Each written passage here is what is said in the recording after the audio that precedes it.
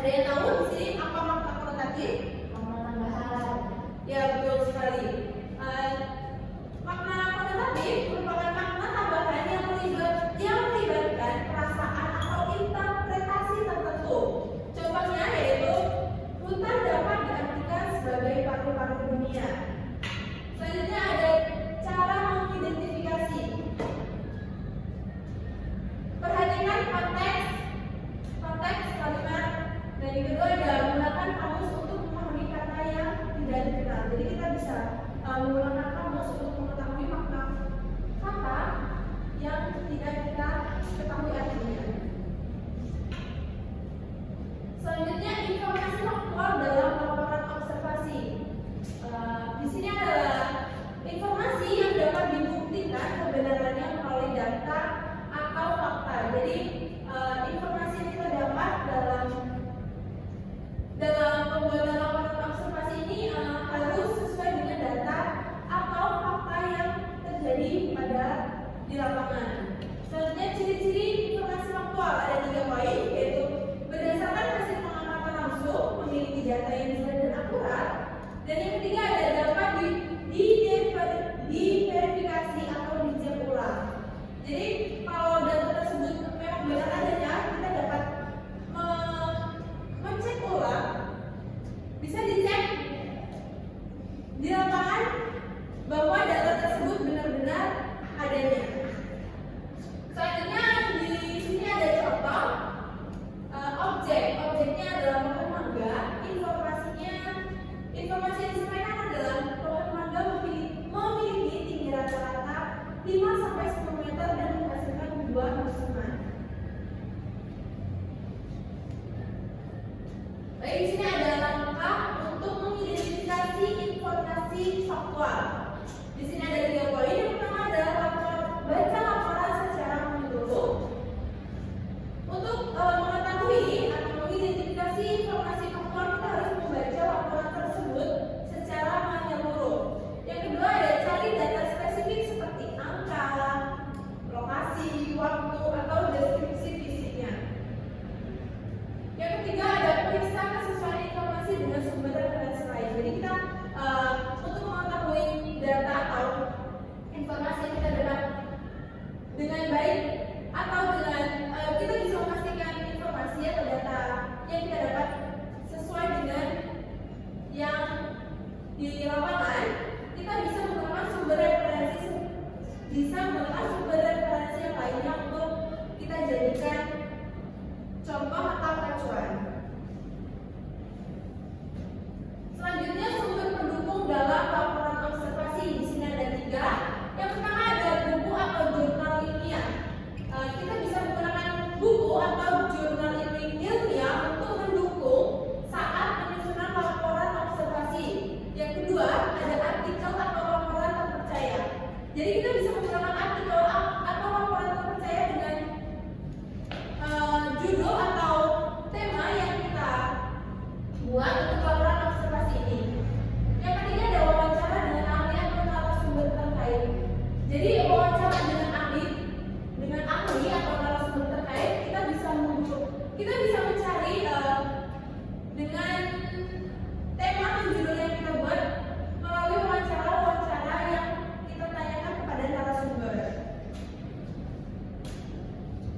Halo anak-anak, mana dia? Gimana tadi? Masih ada yang bingung atau tidak? Dapat dipahami? Dapat dipahami? Ya. Semuanya? Ya. Baik, di sini Ibu akan membagi 2 kelompok untuk Ibu akan memberikan tugas pada anak-anak, yaitu membuat mengidentifikasi laporan observasi. Di sini kan ada 4 ya, jadi bisa dibuat 2 kelompok, antara dengan Rizky Mahari dan Martin dengan Amelia.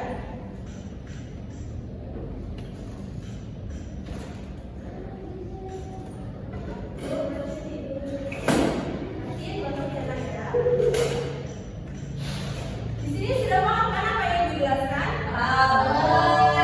Baik, dikarenakan waktu pelajaran kita sudah habis, maka tugas ini Ibu berikan waktu untuk minggu ke depan. Jadi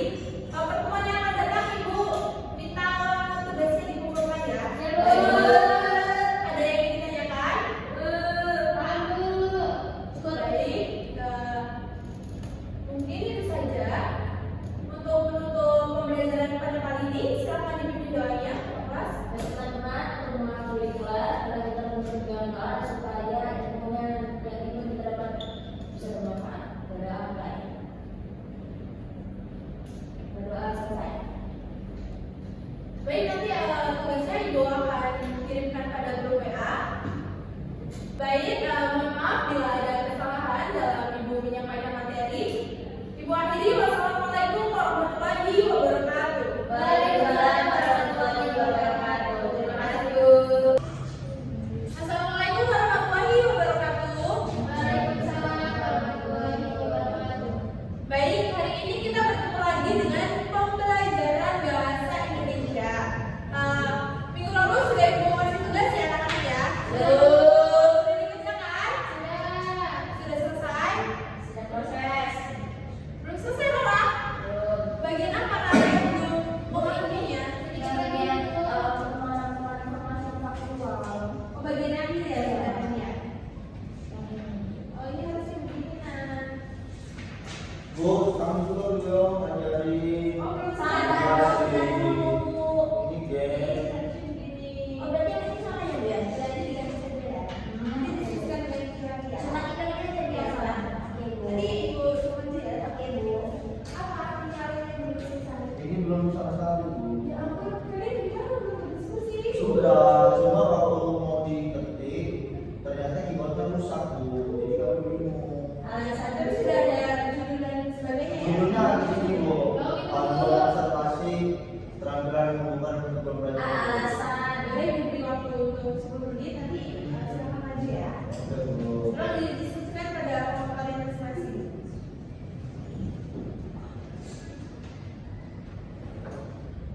Sudah, Bu. Ya, Bang.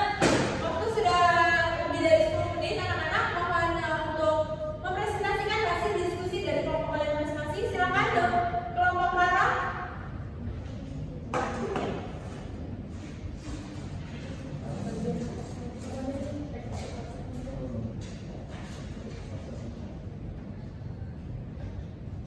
Jadi di sini kami mengambil tema keanekaragaman hayati di sekitar kita. Untuk deskripsinya membahas laporan hasil observasi tentang flora dan fauna lokal di lingkungan sekitar. Setelah itu mengidentifikasi makna kata kunci, istilah ilmiah dan kosakata teknis terkait keanekaragaman hayati, dan menganalisis informasi faktual tentang spesies, habitat, dan manfaatnya dengan membandingkan hasil observasi dan referensi dari sumber terpercaya, misalnya artikel ilmiah atau ensiklopedia. Nah, di sini kita menggunakan artikel ilmiah, Bu.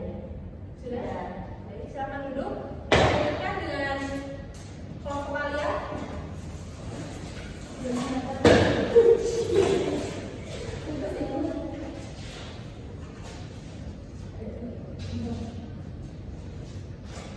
Baik, Bu, hasil diskusi dari kelompok kami yaitu hasil observasi tentang kebersihan dan kesehatan.